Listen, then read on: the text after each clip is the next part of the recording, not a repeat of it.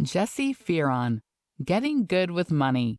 Pay off your debt and find a life of freedom without losing your mind. In March 2013, Jessi Fearon's life hit rock bottom. Pregnant with her second child, she sat down to make a list of the expenses she and her husband would face in the coming months. As she looked over the numbers, she came to a startling realization. They were totally broke. Their small family was already living paycheck to paycheck, but they were about to be completely swallowed by debt. Something had to change. So began Jessi and her husband's journey toward their dream life of financial freedom. By drastically altering their lifestyle and employing smart money strategies, they were able to become debt-free, build up their savings, and even pay off their mortgage, all on a $47,000 salary. Money struggles may seem like a natural part of life, but they don't have to be. In this blink to Getting Good with Money, we'll explore some of Jessi Fearon's tips and techniques for taking control of your personal finances. From creating and stretching a budget to paying off debt, you'll learn exactly how to create a life of financial independence. Ready to get good with money? The different types of money struggles. Personal finance is just that, personal. Everyone's experiences are different. That said, money struggles can typically be separated into 4 categories that correspond with different personality types. The first category is the floater. These individuals are stuck living in the paycheck-to-paycheck cycle with seemingly no end in sight. Floaters may feel like they aren't making any headway toward their financial goals, so they often give up altogether. Next, there's the daredevil. This archetype can easily be identified by their lack of a savings account. They may not be stuck in the paycheck cycle, but they can't make big purchases without sinking into debt. Third, we have the spender, people who just can't seem to control their excessive spending habits. Spenders might justify their purchases as amazing deals, but they often fail to stay within their budget. And our last category is the avoider. These individuals are so wrapped up in major money issues like paying off student loans or saving for retirement that they're completely burned out. Weighed down by all of their responsibilities and worries, it's easy for this group to lose sight of their future. Most of us will fall into at least one of these categories at some point during our financial journeys. You may have found yourself identifying with one, several, or even all 4 of these personality types already. It doesn't matter where you are in your personal struggle with money. Identifying your unique type is the first step to making real positive changes. The truth is, learning to manage money is about 20% math and 80% changes in behavior. In other words, you're going to have to discover what actions have led you to where you are now, and figure out how to change them in order to improve your situation. For instance, floaters can benefit from learning how to create and stick to a budget. Daredevils will be on much more solid footing if they build up a savings account. Spenders can see improvements from discovering and then steering clear of their triggers when it comes to overspending. And avoiders can fix their issues by reevaluating their future goals and creating a plan to put them into action. Creating a budget. If the thought of sitting down to create a budget makes you want to sprint in the other direction, don't worry, you're not alone. Many people avoid budgeting because they think it'll be too much work, but the process doesn't have to be complicated. To make things simple, Jessi uses what she calls her quick start budget. This method is great for beginners because it's straightforward, easy to implement, and doesn't require a lot of setup. In fact, all you need is your checking account balance, a calendar, and a calculator. First, take your current balance and subtract any bills that are due between now and your next paycheck. Make sure to include pending charges that haven't yet hit your account. The amount of money you have left is what you can use to budget for essentials like groceries and gas. You could have another section for entertainment and another for savings. Assign a certain amount to each section until the balance is 0. This is what's called a zero-balanced budget. Some financial gurus will suggest that you focus on putting something into your savings account every single month, but Jessi tends to disagree. While it's important to contribute to a savings account when you can, bills should always take priority in her book. Each time you get paid, add your paycheck amount to the balance of your previous budget. Repeat the same steps as before. Check your calendar, make a list of your bills, and then balance the rest of your budget. And that's it. See, that wasn't so bad. The key benefit of the Quick Start Budget method is that it builds smart money habits. Not only will it help you keep your money organized, it will also get you into the habit of paying attention to what's coming in and going out. And the more you do it, the easier it will get. Emergency funds. Take a moment to imagine the unimaginable. What might happen if you suddenly found yourself in a life-altering emergency? What if you got into an accident or lost your job? Would you be able to survive for months without any sort of income?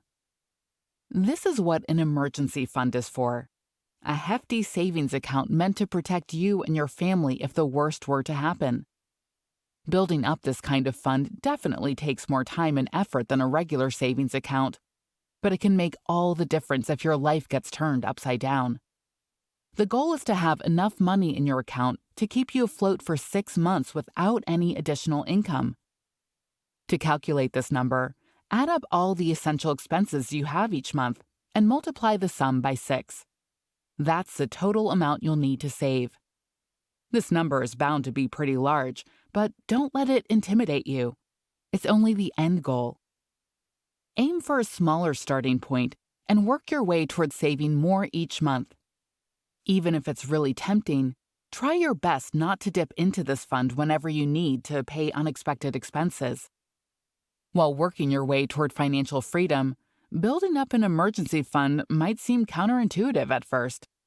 How are you supposed to put so much money aside if you're trying to pay off all of your debt? The truth is, while creating an emergency fund might mean it takes a little longer to become debt-free, it's the key to staying debt-free.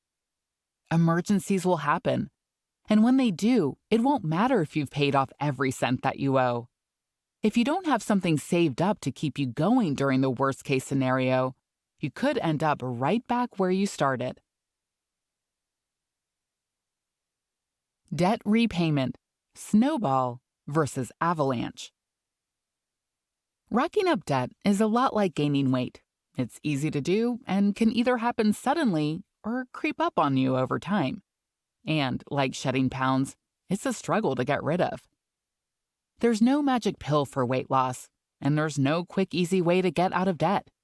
It's only going to happen if you roll up your sleeves and put in the work. It might feel scary, but don't panic just yet.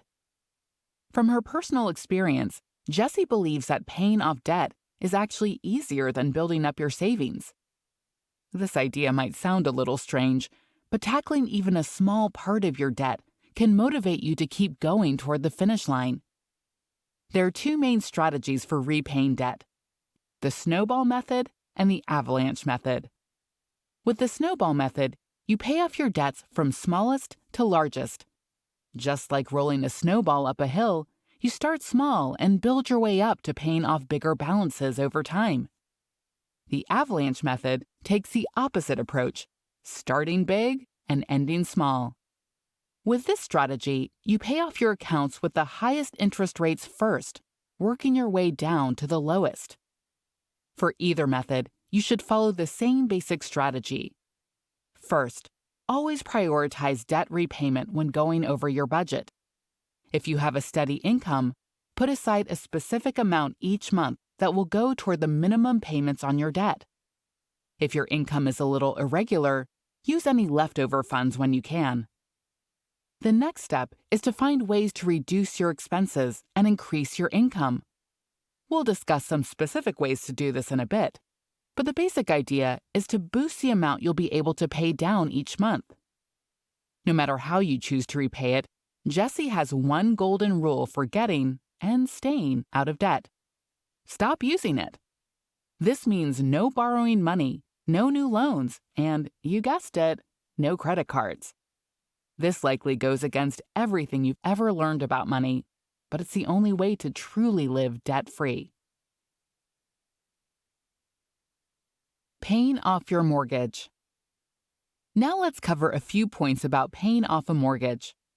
One of the most common assumptions about mortgages is that interest won't end up costing much if you have a low rate. What many people don't understand is the concept of total interest percentage, or TIP for short. Let's say, for example, that your 30-year mortgage is $300,000 with an interest rate of 4%. If you pay off that loan over the course of the entire 30 years, it will end up costing you $515,608 in total. Why? Because with the cumulative impact of total interest percentage, you're actually paying 72% interest on the loan, which would end up being over $215,000. Understandably, discovering this fact encourages a lot of people to start paying off their balances faster. Before you start the process of mortgage repayment, you'll need to know a couple of things. Specifically, which type of mortgage you have and if there are any penalties for paying it off early. When in doubt, it's always a good idea to call your bank first to avoid being hit by any surprises. As you pay off your mortgage, your best friend will be something called an amortization table. This is basically a way to see the impact of each one of your payments, plus the calculated interest rate, on the principal of your mortgage. There are many free amortization calculators online that you can use to crunch the numbers. For example, you could change the speed of payment from 30 years to 10 years and see how this affects your payment amount. Keep in mind that the less time you put in, the higher your monthly payment will be. But the benefit of knowing this number is that it gives you a goal to reach for. Even if it isn't totally doable for you at the moment, you can use this context to inform all of your financial decisions and monthly budgets. Making space in your budget. Whether you're trying to tackle debt, build an emergency fund, or pay off your mortgage, making space in your budget is one of the fastest ways to achieve your goals. Stretching your budget might be difficult at first, but even small tweaks can have a big impact. A good place to start is by determining what's eating up most of your budget each month. Ironically, a likely culprit is food. Cooking is a great way to save money. Takeout and frozen dinners are convenient, but they usually cost much more than the meals you'd make at home. It's also a good idea to always shop with a list, so you can only get what you really need. Another way to save some extra money is by taking inventory of the luxuries you're paying for and deciding if they're really worth the money. For instance, you could cut down on the number of streaming services you're subscribed to, or cancel the gym membership you don't use enough. Finding ways to keep costs down is essential. But to make space in your budget, you also need to increase the money coming in. That's easier said than done, but here are a few tips. Let's start with the obvious. You could raise your income by switching to a higher-paying job, asking for a raise, or even taking on a second job. If you have extra time, you could also consider starting a side hustle. If none of these routes are feasible, there are other options. To drum up some extra cash, you could try selling things you no longer need on popular marketplace websites. Another lesser-known option is negotiate your utility bills down to a lower price. By spending a couple of hours on the phone with your providers and asking about lower rates, you could potentially save yourself quite a bit of money each month. Of course, this isn't an exhaustive list of ways to stretch a budget, but it's a good place to start. This is your opportunity to get creative and see what works best for you. It's easy to look at the big picture process of saving money, but remember to sweat the small stuff.